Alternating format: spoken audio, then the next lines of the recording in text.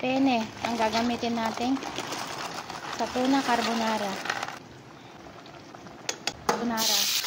White onion. Itong ilan. Ayan o.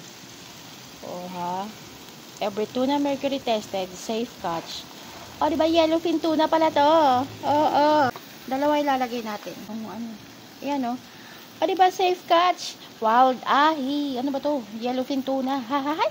Every tuna mercury tested. O, diba? Wala daw siyang mercury. Unahin na natin ang asin. Paminta pala yung nauna. Asin. Oops, wag masyadong madami. Di bali ng matabang. Wag lang Ate, paki-open nga yung ano?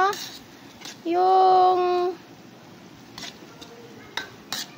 Ano ba yun? Mushroom, nak. Lagyan natin ng kalahating cubes. Beef cubes nilagay ko. Hindi naman siguro sila mag-aaway, diba? Tuna tapos beef. Pwede na yan. Mabilis lang maluto to. Lagyan na natin tong ham. Lagyan na rin natin tong mushroom. Lagyan natin tong all-purpose cream. Pag magsasabay-sabay talaga ang niluluto eh. Parang ang windang. Itong ebap ko. Napaka-creamy talaga. Napakaliit naman ang butas na ginawa ko. Alam niyo ba, when story time tayo, nung araw, ang paborito kong team, Alaska.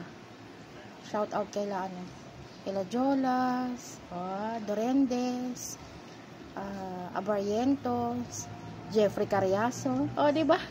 Alaska team talaga ako. Ito, pinaglagyan ko para sa masaid.